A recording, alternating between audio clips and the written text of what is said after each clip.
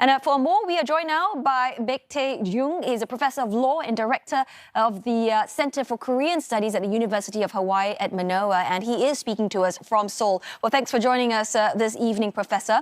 Now, we heard there that President Yoon, he has vowed to fight till the end, and he continuing to resist arrest. So, Professor, perhaps you could help us understand what does this persistence signal about his strategy, and also how will this impact the ongoing investigations?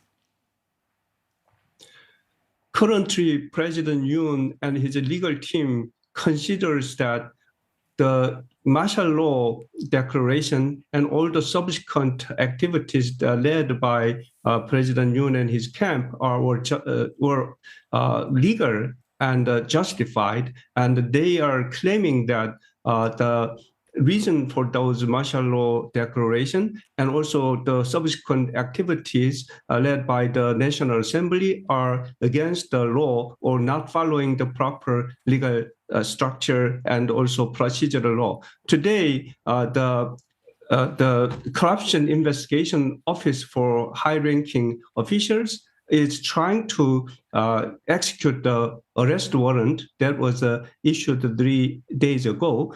And yesterday, the President Yoon actually encouraged his supporter to go against the legal arresting execution activities. And his legal team is protesting that the arrest warrant is issued illegally, or the procedure of the issuance of the arrest warrant was not correct, and also the contents of the arrest warrant is actually not valid, especially because of the mentioning of Criminal Procedure Law 110 and 111, which allows the Presidential Security Service not to allow search or seizure on presidential residence. And as you see, people in Korea, especially supporters of President Yoon, are currently occupying part of the entry point of Presidential Security Service,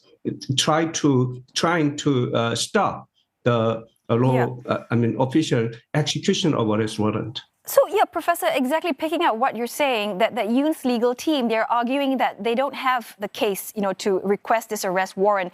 As a law professor, how credible is this argument?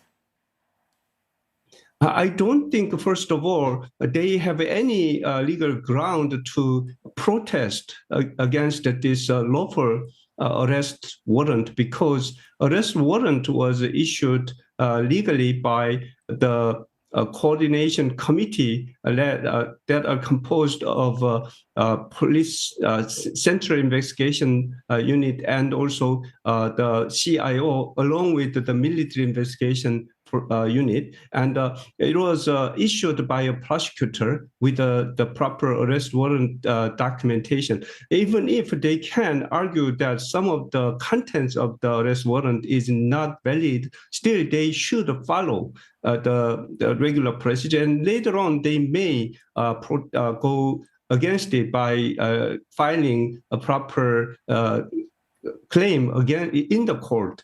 And it is not justified that they declare this is invalid, and also encourage even the people to launch this kind of obstruction of justice activities. And we are, people in Korea are worried, especially tonight, because there started to be some signs, started to show some sign of possible arrests and even possible clashes, because 2 people have already arrested because of the violation of the police order. And more things can come when the police start to execute the arrest warrant, which is being supposed to happening tomorrow morning. So Professor, let's talk about the inauguration of the 2 new judges today. 8 of the 9 seats of the Constitutional Court are now filled. Can you give us a sense, with these 2 new justices, could that mean an increased chance of Yoon's impeachment being upheld?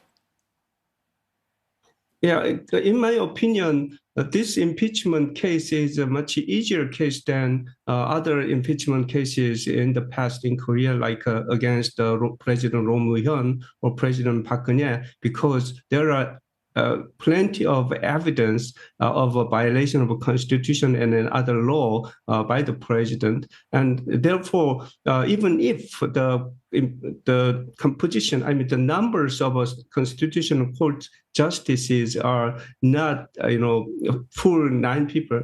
However, there has been some worries about the initiation of a constitutional proceeding without having 7 constitutional court justices. So now that they have the constitutional court has 8 justices, the requirement to initiate the proceeding has met, and the decision should be upheld with the 6 constitutional court justices if they want to pass the impeachment agenda bill. And I think with these 2 additional justices, joining this constitutional court body, the probability of passing this impeachment bill in this trial procedure is higher than before. And the Constitutional Court is currently reviewing whether the